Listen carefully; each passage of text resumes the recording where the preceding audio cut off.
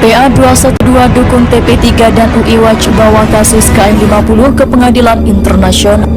Tadi kami menyampaikan laporan kepada pengadilan atau perwakilan PBB di Jakarta supaya PBB perwakilan Jakarta ini bisa membantu kita agar proses hukum yang sebenarnya dapat berlangsung. Intinya kami dari TP3 dan UI Watch itu menyampaikan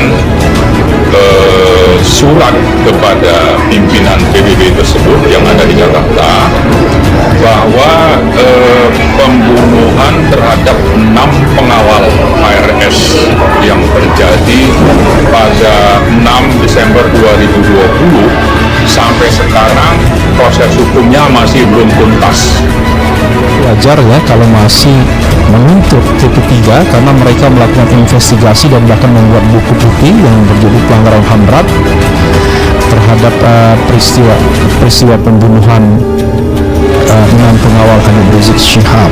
Kami berkirim surat kepada perwakilan PBB tersebut minimal untuk memberitahukan bahwa ini ada masalah, ini masih pending.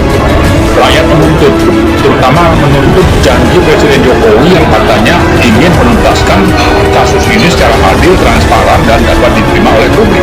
Kalau penguasa semacam presiden misalnya, dia memiliki kewenangan untuk membentuk tim independen dan lain sebagainya. Jadi kalau dia misalnya membiarkan, maka dia bisa ditulis sebagai crime by omission, yaitu kejahatan karena membiarkan ya.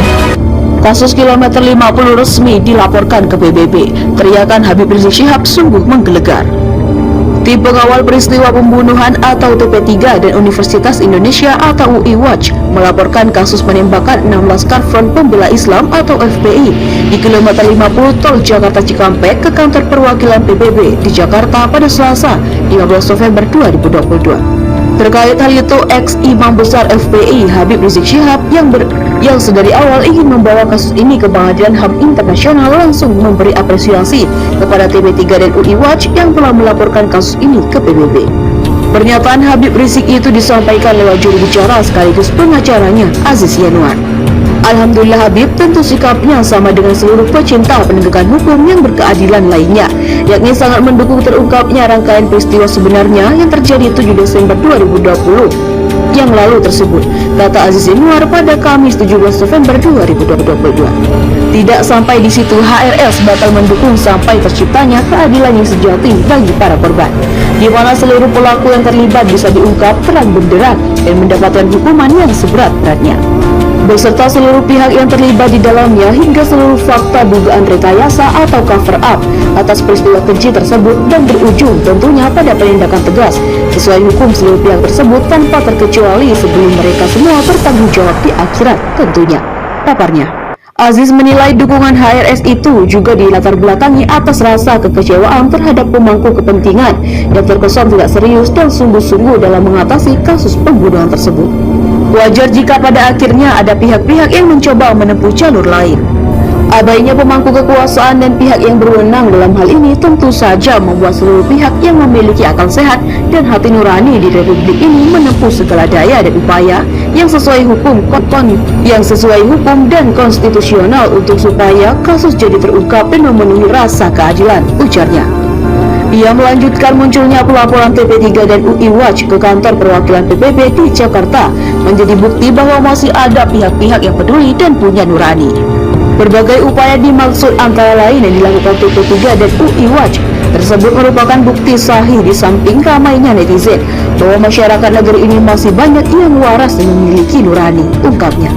Sebelumnya, ex-imam besar FPI Habib Rizik Syihab turut mempersoalkan kasus penembakan 6 laskar tersebut. Ia mengaku telah mengumpulkan sejumlah barang bukti agar bisa membawa kasus tersebut ke pengadilan HAM internasional. Tak berselang lama dari itu, TP3 dan UI Watch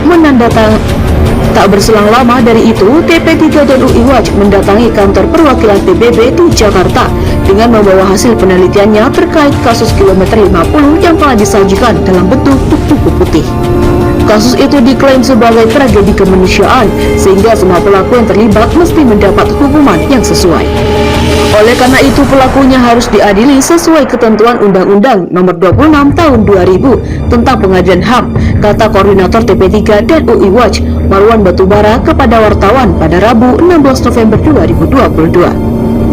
Ia berani menegaskan bahwa kasus kilometer 50 itu termasuk kejahatan dilakukan negara kepada warga negaranya.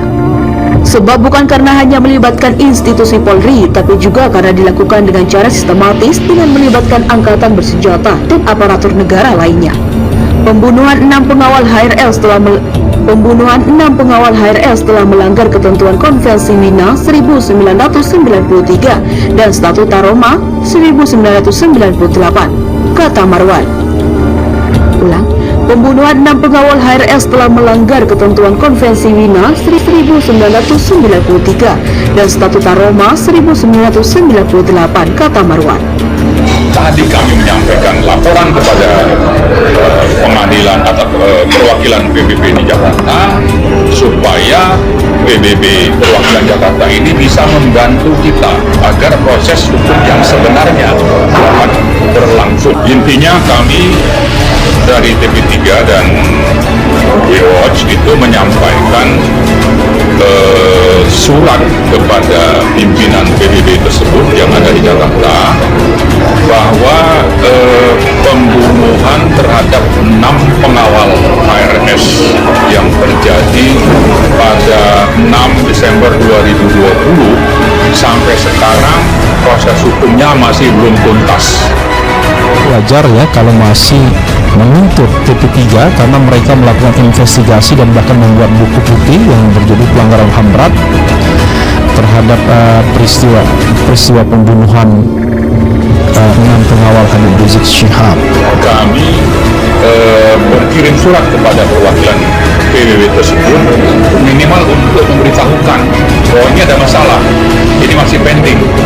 Rakyat menuntut, terutama menuntut janji Presiden Jokowi yang katanya ingin menuntaskan kasus ini secara adil, transparan, dan dapat diterima oleh publik.